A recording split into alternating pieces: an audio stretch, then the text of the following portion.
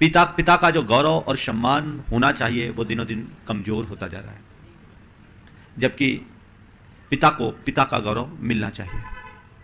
हमारे जीवन में माँ और पिता का वही स्थान है जो हमारे शरीर में हृदय और मस्तक का है। अगर हमारे अंदर हृदय ना हो तो हम जी नहीं सकते। हृदय शून्य मनुष्य का कोई स्थान भी नहीं है। जब तक हार्ट बीट चल रही है तब तक हमारा जीवन है। लेकिन अगर मस्तिष्क काम न करे, मस्तिष्क शून्य हो जाए तो हम जिंदा लाश बन जाए। जितना शरीर में हृदय का स्थान है उतना ही शरीर में मस्तक का स्थान है। माँ परिवार का हृदय है तो पिता परिवार का मस्तक। दोनों का सम्मान और दोनों की संभाल होनी चाहिए। दोनों को हमें महत्व देना चाहिए, और इनमें से हम यदि किसी की भी को भी गौण करते हैं तो ये अच्छी बात नहीं है। लेकिन आज हमें देखने को मिलता है कि आज पिता घोर उपेक्षित हो रहे हैं। उन्हें अपने ही संतान की अवज्ञा और अवहेलना का शिकार बनना पड़ रहा है।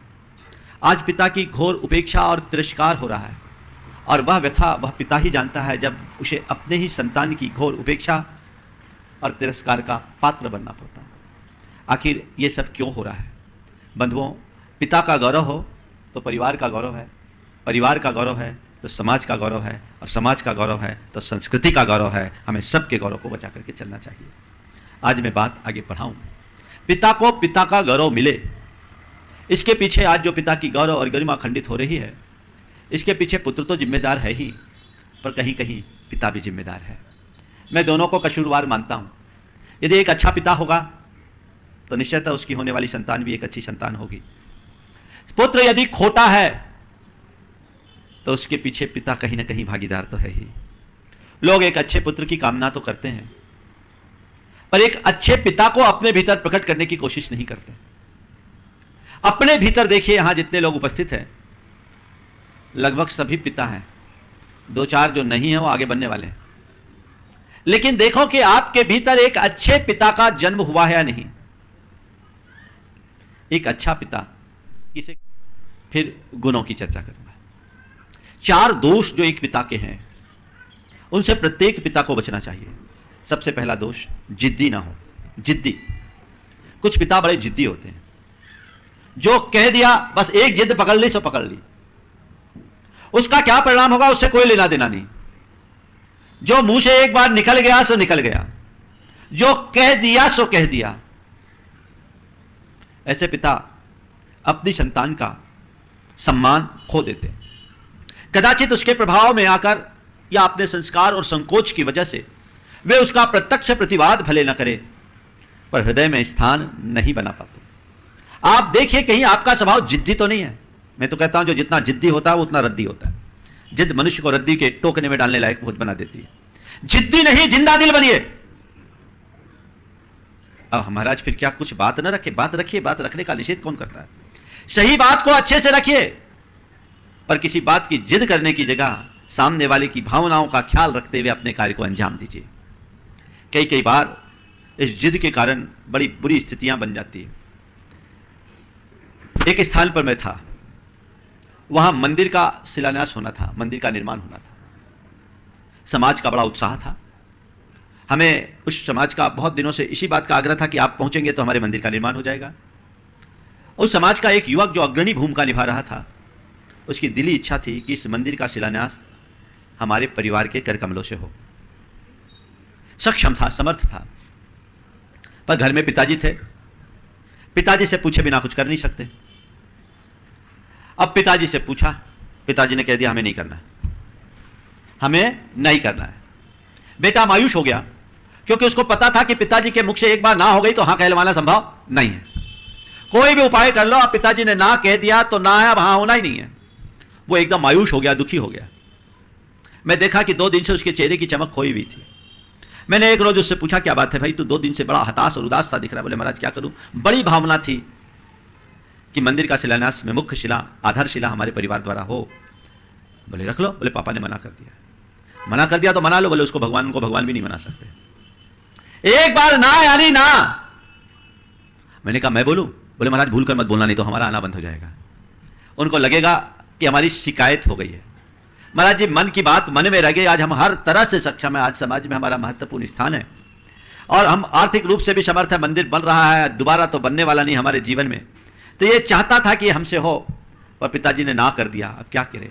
आप मत बोलना। हम बोले चिंता मत करो, मैं बोलूंगा और अपने तरीके से बोलूंगा। बोले महाराज देखिए कहीं नाराज हो जाएंगे तो हमारा आना और छूट जाएगा। बोले चिंता मत करो, मेरे बोलने का तरीका कुछ और होता है।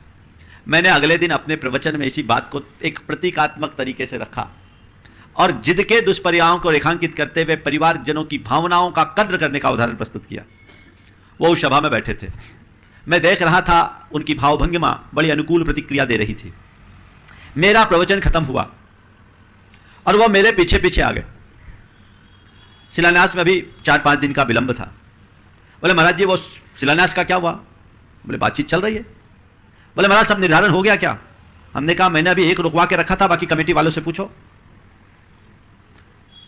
बोले महाराज हमारी भावना हो रही है। बोले बहुत अच्छी बात, अभी कमेटी को बुलाते हैं। कमेटी से पूछा, कमेटी के लोग आए। मैंने पूछा क्या बात है भाई? वो शिलान्यास का कार्यक्रम था, वो सब तय हो गया। बोले महाराज आपने एक रोक के रखने को कहा था, सो अभी हमने मूल शिला को रोक रखा है, बाकी सब हो गया।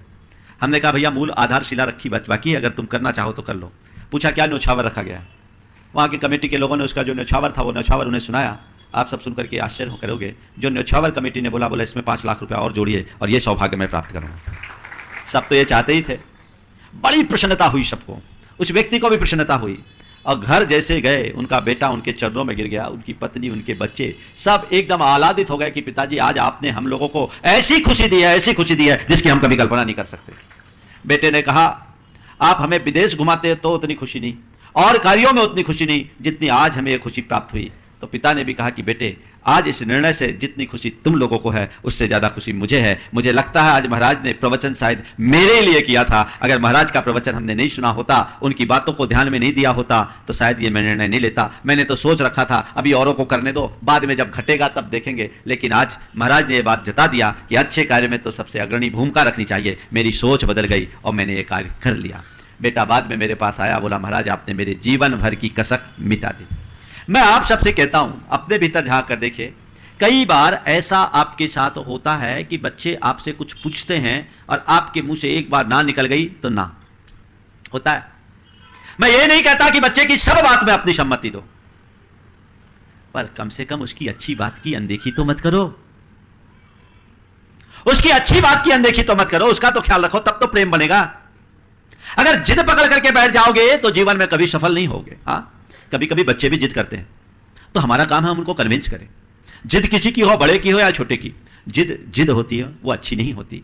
आग्रह और अनुरोध तो ठीक होता है, लेकिन जब जिद बन जाए तो वो दुराग्रह का रूप ले लेता है जो प्रायः दुष्परिणाम देता है। हमें ऐसे जिद से अपने आप को बचाना चाहिए। जिद मत करिए, क्योंकि जो जिद्दी होते हैं हो सकता है सामने वाले के प्रभाव और दबाव में आकर लोग उस समय कुछ ना करे, लेकिन बाद में विद्रोह या बगावत की भावना भी हो जाती है जिसमें खुली अवज्ञा और अवहेलना होती है। एक बात सीख के रूप में लो कि जब तुम्हें लगे कि सामने वाले इस कार्य को करने की प्रबल इच्छा रखते हैं और इस कार्य का कोई दुष्परिणाम नहीं है तो अपनी जिद छोड़ दो, सामने वाले का ख्याल रखो। ठीक है मेरी इच्छा तो नहीं, पर तुम्हारी इच्छा का मैं सम्मान करता हूं, मुझे स्वीकार है, सिरोधार है, तुम्हारा स्नेह सम्मान बना रहेगा। ये स्थिति बननी चाहिए।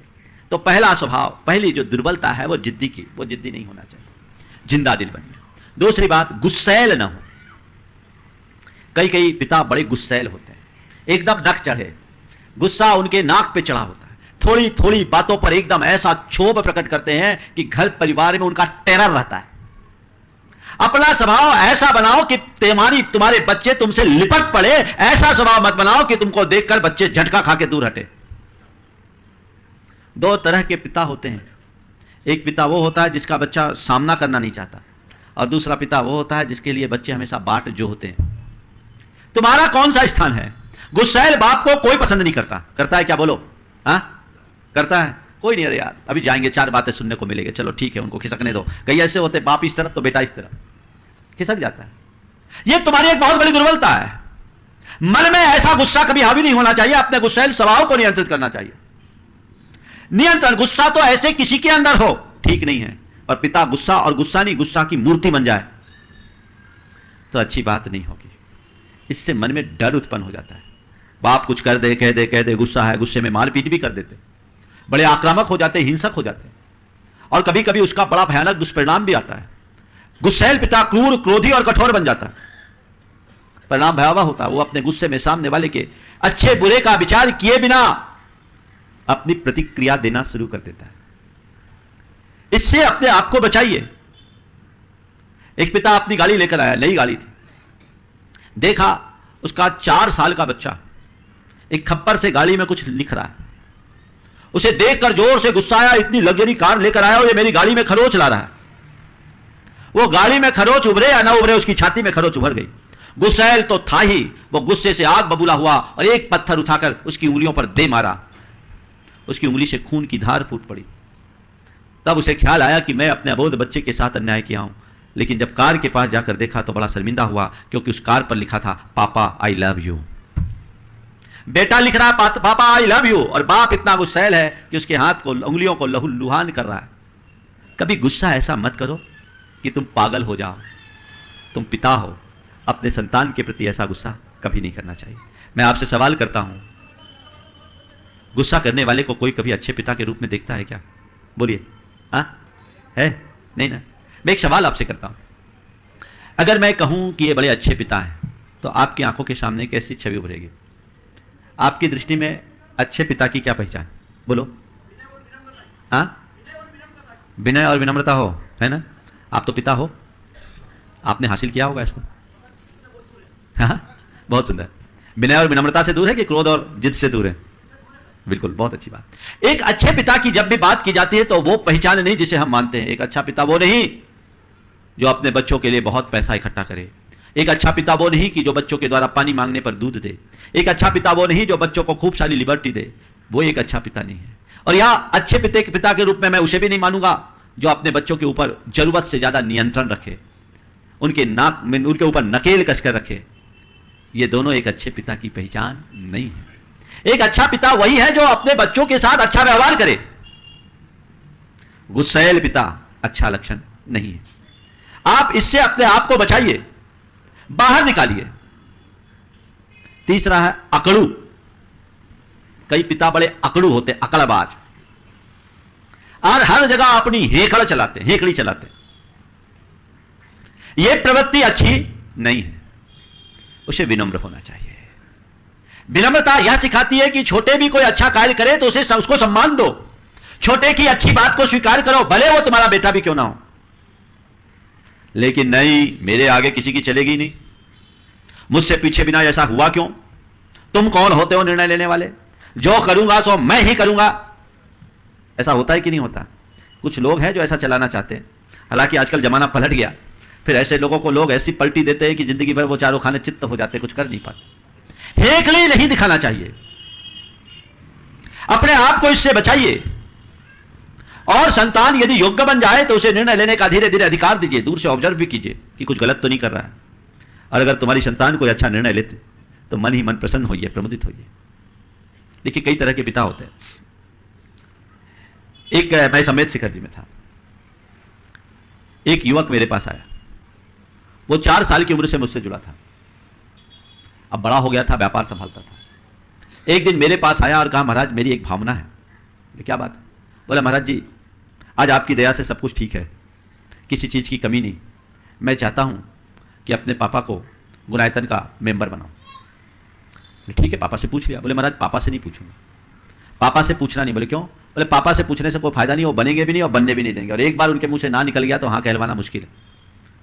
तो हमने कहा, भैया तू इतना बड़ा डिसीजन है, पापा से पूछे बिना करेगा तो? बोले, महाराज मैं समर्थ हूं, सारा व्यापार मैं करता हूं, मैं चुका दूंगा, पर मेरी इच्छा है कि नाम पापा का ही हो, पर आप पापा को बताना मत। तब बताना जब पैसा चुक जाए। हमने कहा, अच्छी बात, जैसी तेरी इच्छा। सामर्थ्य में जानता था, उसके पिता को भी जानता था, जुड़े तो थे। वो बन गया, समय पर भुगतान भी कर दिया। और जब भुगतान किया, उसके पिता आए, एक बड़े समूह में आए। तो जब मैंने इस बात का उल्लेख किया कि इस बच्चे ने यह कहकर के इनकी सदस्यता ली, पिता की आंखों से झरझर आंसू। बोले, महाराज मैंने अपने बेटे को इस रूप में देखा, मुझे हार्दिक प्रसन्नता है कि मेरा बेटा धर्म के क्षेत्र में मुझसे 2 कदम आगे बढ़ रहा है। बेटे को तो यह अपेक्षा थी कि पिताजी ना कर देंगे, लेकिन बेटे के सकारात्मक व्यवहार से पिता भी सकारात्मक हो गया और परिवर्तन आ गया। यह सोच होनी चाहिए। मैं आपसे ये कहना चाहता हूं, कोई भी अच्छा कार्य करे, चाहे बड़ा हो या छोटा, विनम्रता से उसे स्वीकार करो।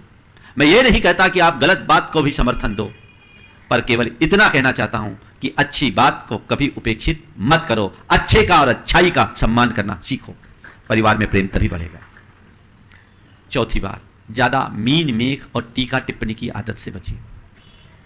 कुछ पिता होते हैं जो अपने बच्चों की गलतियां ही खोजते रहते हैं।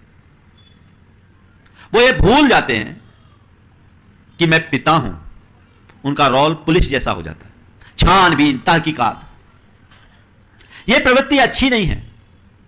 तुम्हारा बच्चा है तो तुम उस पर भरोसा करो, हां, अंधा भरोसा भी ठीक नहीं है, लेकिन उसके पीछे पुलिस की तरह मत लगो। ज्यादा मील मेख और टीका टिप्पणी करने से प्रेम और सद्भाव समाप्त होता है। जरूरत पड़ने पर ही आप अपना काम करिए। मैं आपसे एक सवाल करता हूं। एक दिन जब मैं ऐसी बात किया तो एक सज्जन ने कहा, महाराज अगर बच्चों को हिदायतें नहीं देंगे तो बच्चे संभलेंगे कैसे? हमने कहा बिल्कुल हिदायतें दीजिए। मैंने उनसे सवाल किया कि ये बताओ, दूध पीने से पहले दूध में चीनी डालते? बोले हाँ चीनी डालते हैं, तभी तो दूध मीठा होता है। बोले ठीक है, तो दूध में चीनी डालते हैं, एक गिलास दूध में कितना चीनी डालते? बोला 1 चम्मच। एक गिलास दूध में आप 1 चम्मच डालते हो। क्यों डालते हो? क्योंकि चीनी डालने से दूध मीठा होता है। तो मैंने कहा फिर चीनी डालने से दूध मीठा होता तो 10 चम्मच चीनी डाल दो। नहीं महाराज, फिर तो दूध का टेस्ट ही खराब हो जाएगा। वो तो 1 अनुपात से डाले तो ठीक है, 1 चम्मच शक्कर से दूध मीठी होती है, और 1 चम्मच की जगह 10 चम्मच डाल दे तो दूध का स्वाद बिगड़ जाता है। तो मैंने कहा दूध में शक्कर डालते समय तुम्हें इस बात का ख्याल रहता है कि कितना शक्कर डालना है। बच्चों को हिदायतें देते समय भी इस बात का ख्याल रखो कि मुझे कितनी हिदायत देना है। जरूरत से ज्यादा सलाह, जरूरत से ज्यादा हिदायतें आपको अप्रासंगिक बना देगी। कम बोलिए पर दमदार बोलिए। ऐसा बोलिए कि सामने वाला टाल ही ना सके, उसे समझ में आए कि नहीं मेरे पिता ने मुझे रोका है, टोका है, तो जरूर कोई बात होगी। छोटी मोटी बातों को तो वैसे ही नजरअंदाज करते। यह दृष्टि अपने भीतर विकसित कीजिए। देखिए संतान आपसे कितनी प्रभावित होती है। देखिए आपके हाथ में घड़ी है, घड़ी में हर सेकेंड सेकेंड का कांटा घूम रहा है, टिक टिक टिक टिक टिक टिक टिक टिक टिक टिक चल रहा है ना, है ना? अभी कभी आपका ध्यान उस पर जाता है, मतलब क्या जाना सेकेंड सेकेंड में हो रहा है। लेकिन कई बार पेंडुलम वाली घड़ी होती है, 1 घंटे में 1 टंकार होती, टन से आवाज आती है, सब चौकन्ने हो जाते हैं कि नहीं? तो घंटे की टंकार 1 घंटे में होती है और सेकेंड की टंक टिक टिक 1-1 सेकेंड में होती है। मैं आपसे केवल ऐसे ही इतना ही कहना चाहता हूं, बच्चों की गलतियां होने पर सेकेंड के कांटे की तरह टिक टिकाने की जगह घंटे की कांटे की तरह टंकार लगाना शुरू कीजिए। टिक टिकाने की आदत छोड़ दीजिए। 10 गलती पर 1 बार बोलिए, 1 गलती पर 10 बार मत बोलिए। देखिए आप कितने प्रासंगिक होंगे। आपका बेटा आपसे दूर कभी नहीं होगा। यह तो हुई कमजोरी।